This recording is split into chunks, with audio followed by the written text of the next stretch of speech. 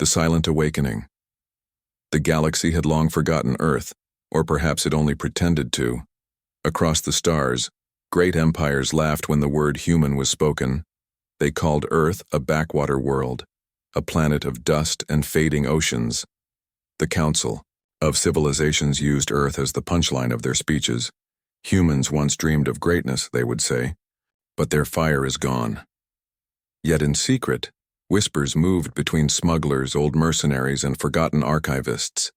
They spoke of something buried deep under Earth's oceans, a shadow older than the Council itself, a myth, they called it.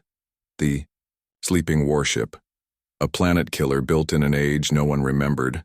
But myths do not tremble the ground, and myths do not shake the seas. On a quiet night, human cities slept in silence, but alien scouts orbiting Earth caught the first signal. A pulse of low-frequency energy, sharp enough to break through their cloaks. The captain of the alien scout ship laughed at his crew. Another human experiment with their broken machines, he said. Yet his second officer frowned, because the readings did not fade, they grew stronger. Far below the Pacific waves, the Yao seafloor cracked open like the shell of an egg. Dark water boiled, pressure vents exploded, and something stirred. At first it was only a vibration, a deep hum that made whales flee and birds crash into the ocean. Then came the glow, faint but steady, a dull red light that burned in the abyss. Fishermen near the coast saw strange tides pulling their boats toward the center of the sea. They prayed, thinking it was a storm, but there were no clouds above. By morning, seismic alarms echoed in human command bunkers. The readings were impossible. Something the size of a continent was moving beneath the waves. The human generals looked at one another, their faces calm. No one spoke of fear, no one asked. For help, they only nodded, as if they had waited for this day. Meanwhile, across the stars, the alien coalition received the same signals. Frightened governments demanded answers. The council gathered in their shining halls, voices raised in anger. One elder slammed his claw against the table. Earth is weak, they cannot build this. But another voice whispered, what if they did not build it now? What if it has always been there? The chamber grew quiet, unease spreading like smoke. Back on Earth, the ocean's surface rippled as though a mountain was trying to stand. Waves crashed against each other. Ships fled the area. Satellite images showed a circle of water pulling downward. Something vast was rising, its shadow swallowing the sea. The scouts sent live feeds to their masters, and for the first time, alien. Admirals stopped laughing. A colossal structure pierced the ocean surface. Black metal older than memory. Its hull dripped with salt and fire, its edges sharp enough to cut the horizon. At first glance, it looked like a continent lifted from the depths. But then the lights came alive, lines of red energy crawling across. Its frame like veins, one by one, towers rose from its surface, some shaped like spires, others like cannons. It was not a city.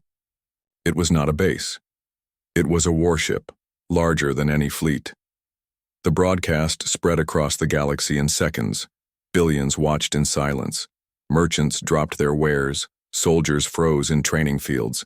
Children hid behind their parents as leaders tried to calm the masses. The sight was too clear.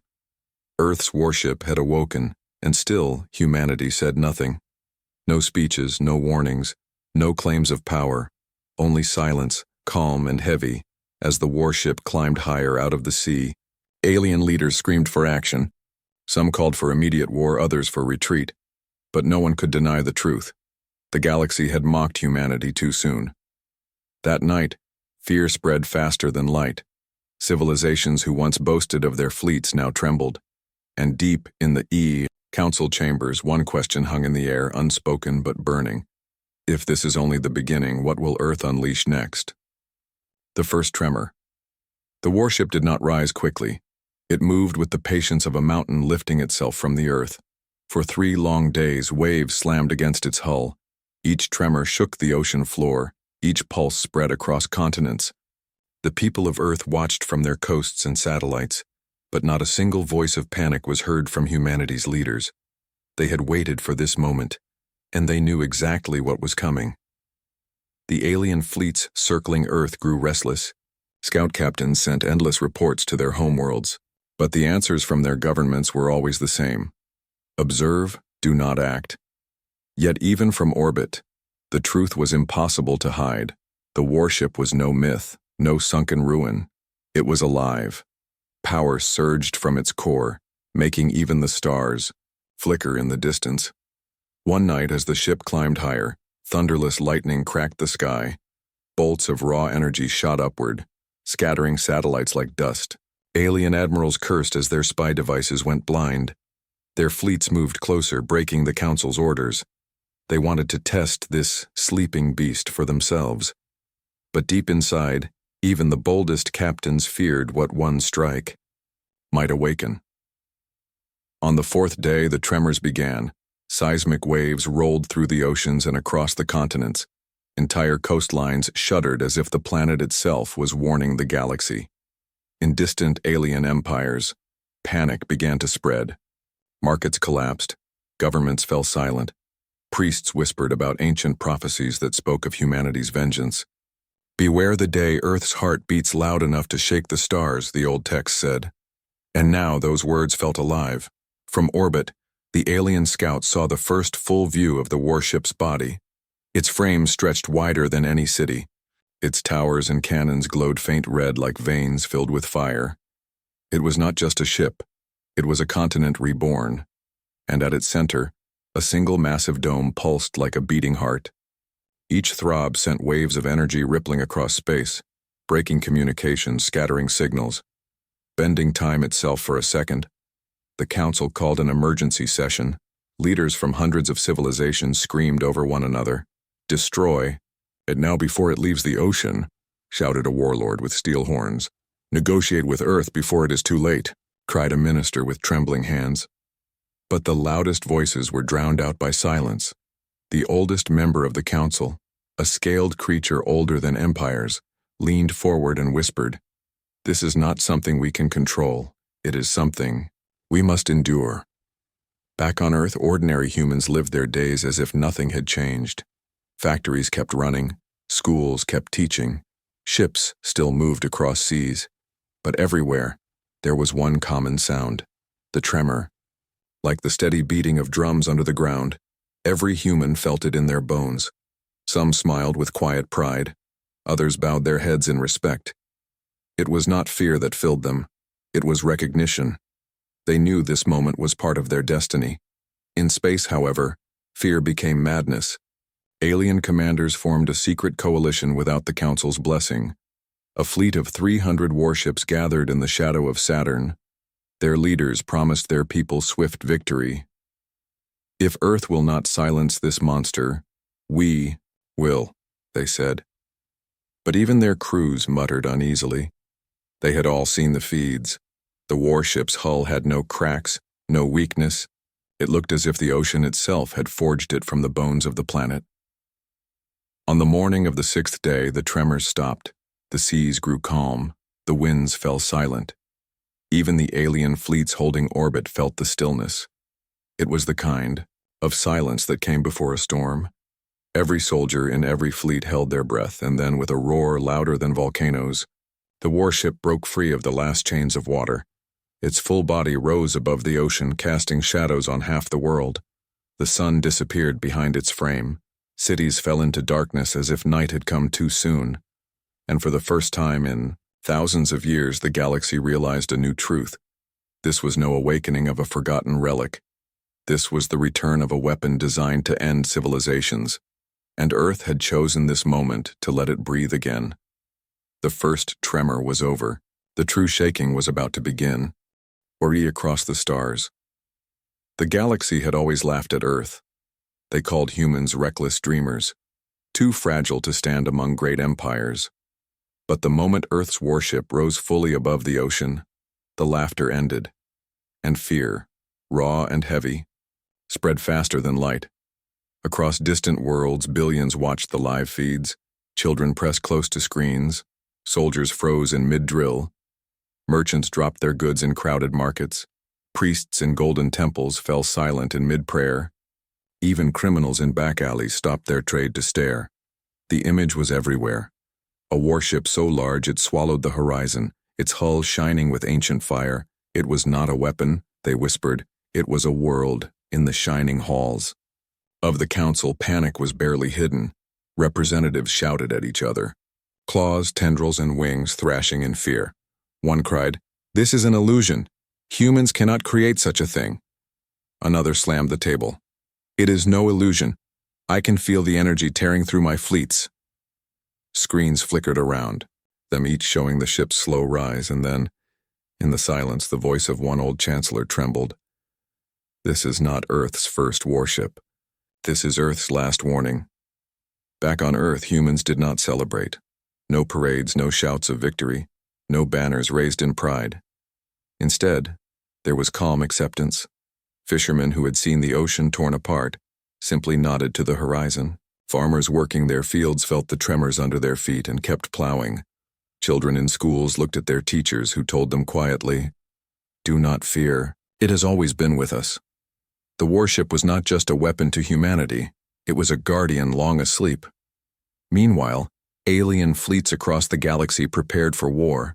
Some empires gathered thousands of ships, others locked their borders too, afraid to even speak the name Earth.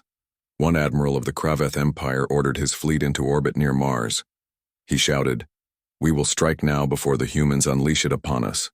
But his crew exchanged uneasy looks. For even from that distance, the warship's presence felt alive. Every system aboard their ships shook as if warning them, "Do not come closer." On trading worlds, panic burned through the streets. Civilians cried for safety. Leaders promised protection. But deep inside, everyone knew protection was impossible.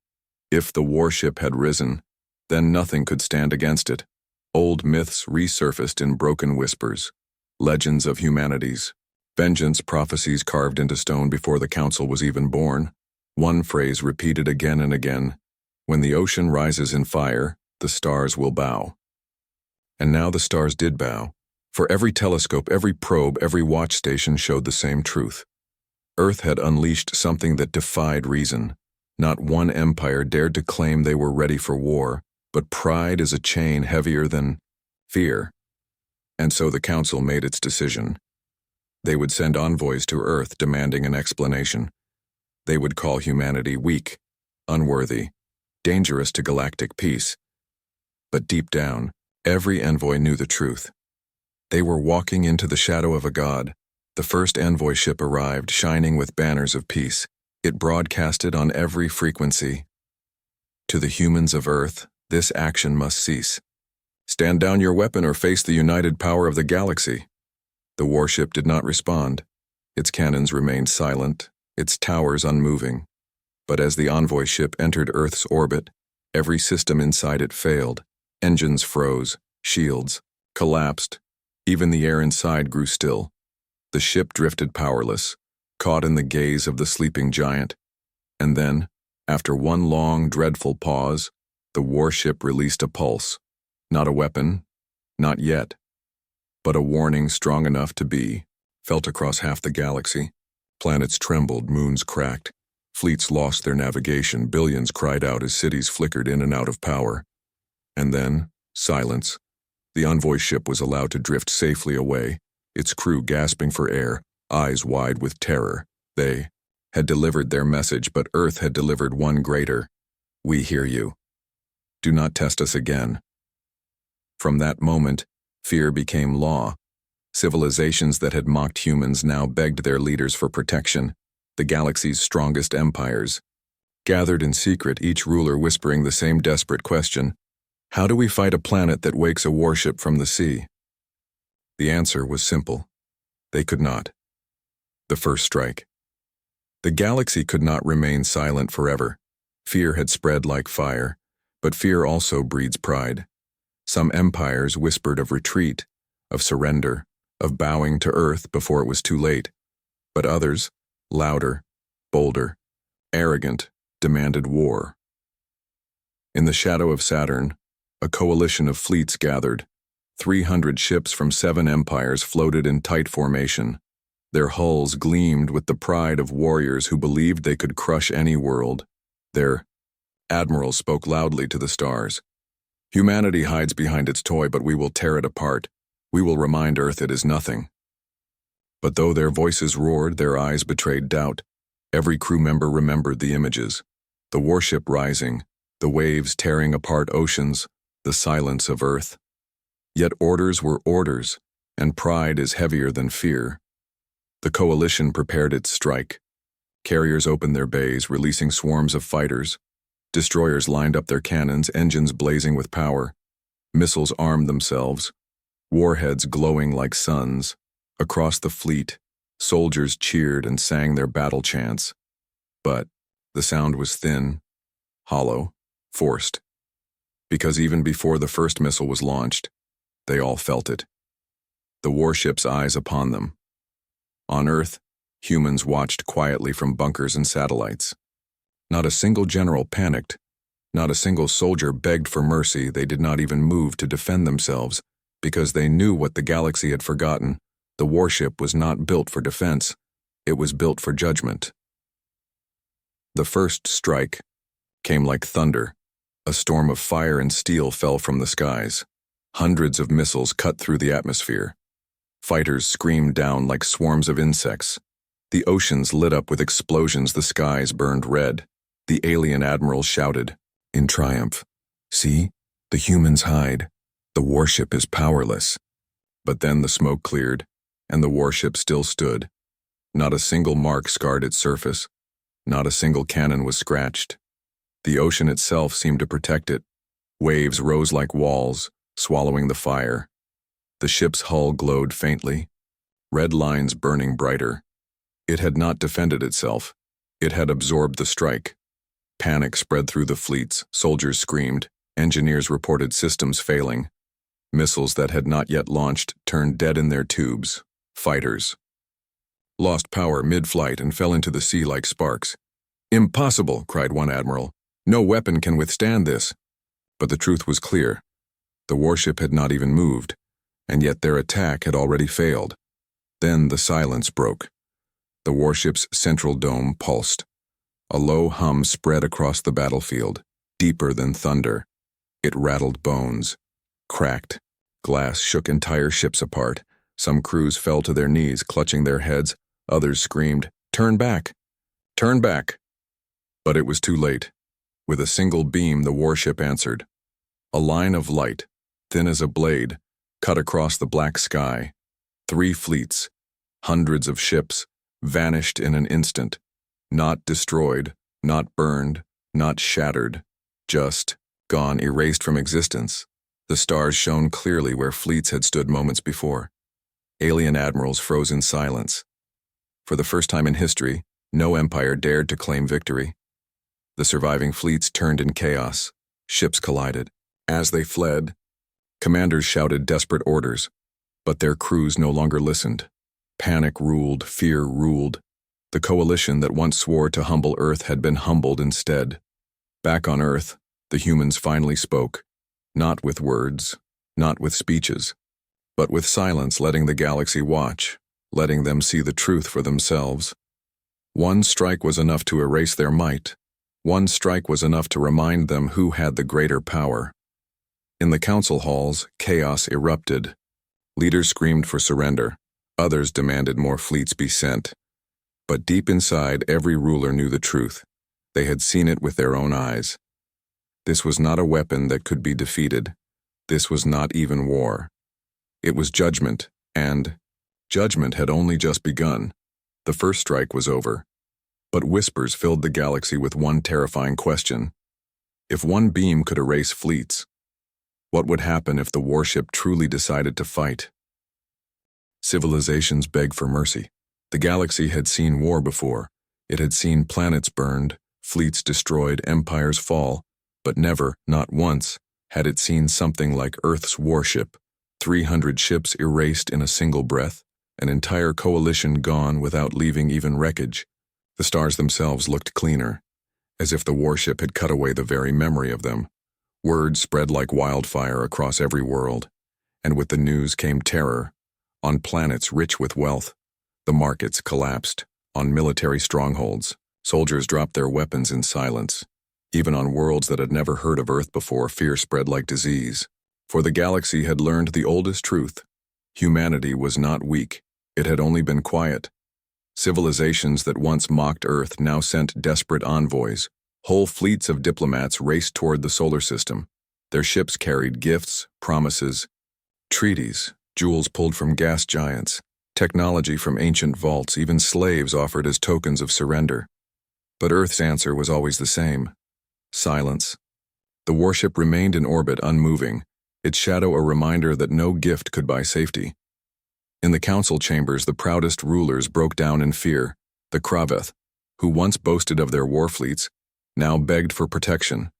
The Thalaris, who had enslaved dozens of species, now swore to release them.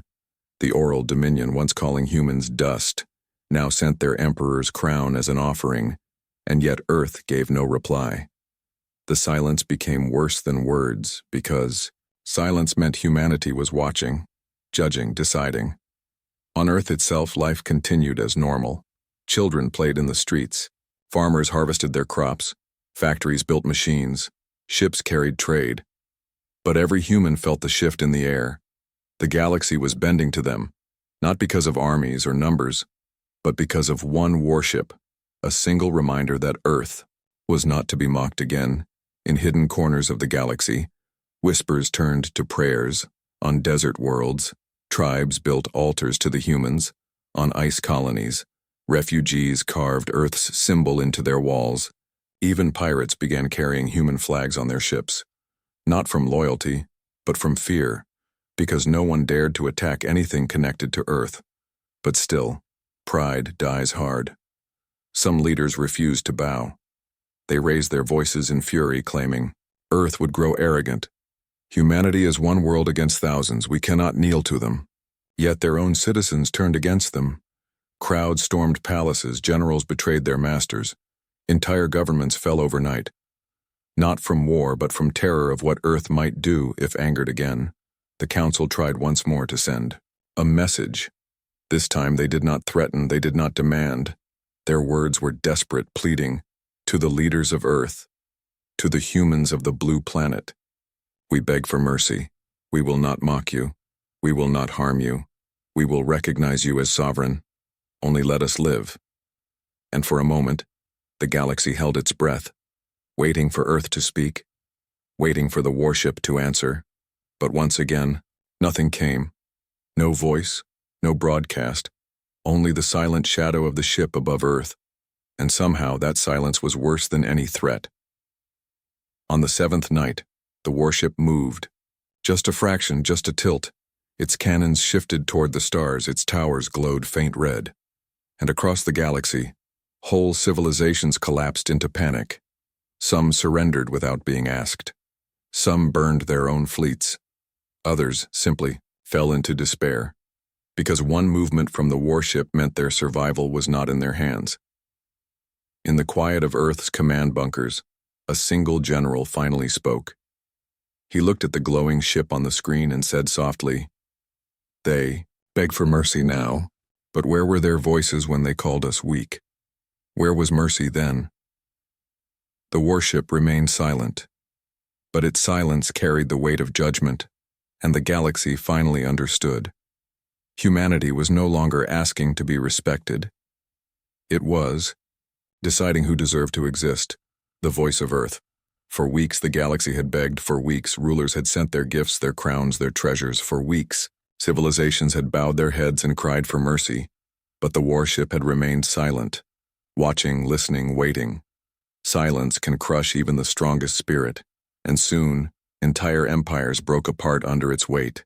Some worlds rioted, citizens overthrowing their leaders in fear of Earth. Some armies deserted, refusing to fight when they believed humanity could erase them with one thought. The galaxy no longer looked at Earth as a weak planet. It looked at Earth as a force, above all others, a judge, a shadow, a hand that could decide who lived and who was forgotten. In the council halls, despair ruled.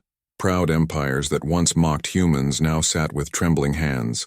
The halls that had once echoed with laughter now echoed with silence, until one night it changed.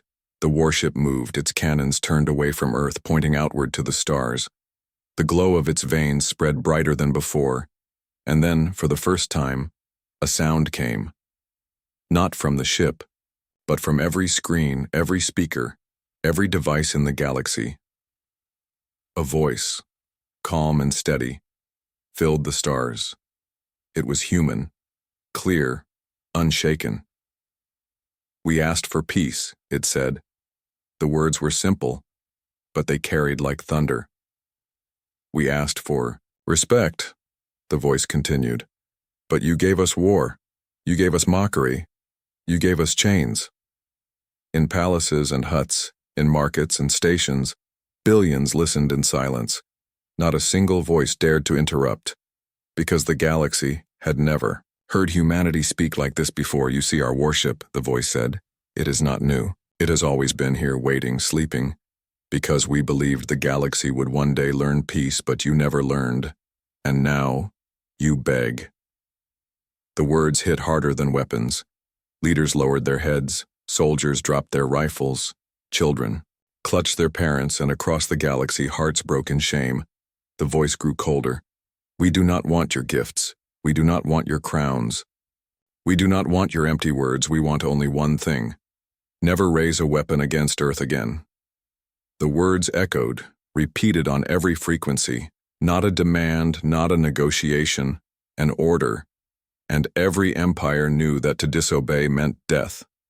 No council, no alliance, no fleet could protect them if Earth decided otherwise. The galaxy trembled, but the voice did not stop. "If you break this order, if you strike against us again, we will not send envoys. We will not argue in your halls. We will answer only once, and you have seen that answer." Everyone remembered. The single beam that erased 300 ships. The thought of such power turned even the bravest admirals pale. And so, one by one, rulers bent their knees before the image of Earth's shadow. For the first time in galactic history, empires surrendered not to war but to fear. On Earth, the humans remained silent after the broadcast. No cheers, no shouts of victory. The generals simply nodded to each other. The scientists wrote their reports. The children went to school the next morning as though nothing had happened. Because to humanity, this was not conquest, this was survival. They had waited centuries for the galaxy to understand. And now, at last, the galaxy did. But far away in the corners of the stars, whispers began. Some called Earth tyrants. Some called them saviors. But all called them what they had denied for so long. Masters of fear, guardians of silence. The warship had spoken through its voice, and now no one dared to laugh at Earth again. The voice had ended, but its echo would never fade. It was not just a warning. It was a sentence. The galaxy lived now only because humanity allowed it, and that truth would shape every future war, every law, every dream.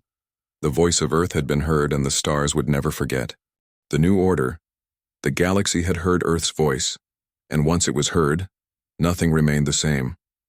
No empire dared to laugh at humanity again. No council dared to mock the blue planet that had been silent for too long. The warship hovered above, Earth like a second moon. Its shadow stretched across the oceans. Its red veins glowed against the night sky. Every telescope, every station, every eye across the stars looked at it with the same thought. It would never sleep again, and neither would the galaxy. Civilizations bent their knees. World after world sent their oaths of obedience. Some offered tribute, others offered alliances, but humans did not celebrate. They accepted no crowns, no treasures, no slaves. For Earth did not want wealth or thrones. It wanted only what it had asked from the beginning: respect. On alien worlds, statues were torn down. Symbols of pride and conquest shattered in fear of the warship's gaze. Children were taught new lessons in their schools. Do not mock humanity. Do not test Earth, for their silence hides storms, and their patience hides fire. Across the stars, humanity became more than a species. It became a warning, a truth, a shadow in every law and treaty. But among humans, life stayed quiet. Farmers still tilled the soil. Workers still built their machines. Children laughed under the same sun. And yet there was something different now. When humans looked to the night sky, they no longer saw countless stars filled with enemies. They saw countless stars filled with silence, a silence they had earned in the council. Meetings continued, but they were no longer meetings of power. They were meetings of fear. Every decision made began with the same question. What will Earth say? No voice dared oppose them. No empire dared to lift a fleet against them because above all they remembered the single beam, the strike that erased 300 ships without effort, and they remembered the voice, calm and cold. Never raise a weapon against Earth again. The galaxy called this new age the Order of Silence, an age where humans ruled without ruling, where their warship stood as the ultimate reminder, not through conquest, but through fear of what would come if the order was broken. And yet, deep in the stars, not all bowed willingly. In secret, whispers of rebellion spread. Some spoke of building weapons stronger than Earth's. Some dreamed of striking humanity, before it grew even stronger, but those whispers never grew loud. For every time they began, the shadow of the warship fell across their skies, and silence returned. On Earth, one general stood at the command screen, the image of the warship floating. In orbit reflected in his eyes, he whispered softly, words not meant for anyone else. Peace is a fragile thing, but fear is forever. The warship did not answer. It did not need to. Its presence was the answer, a presence so vast, so eternal, that entire civilizations reshaped themselves around it. And so, the galaxy lived in a new balance, not peace born of friendship, not peace born of trust, but peace born of fear. Every empire looked up to the stars at night and remembered that the day Earth's warship awoke was the day their civilizations begged for mercy, and the day humanity's silence became the galaxy's law. The new order had begun, and the stars would never shine the same again.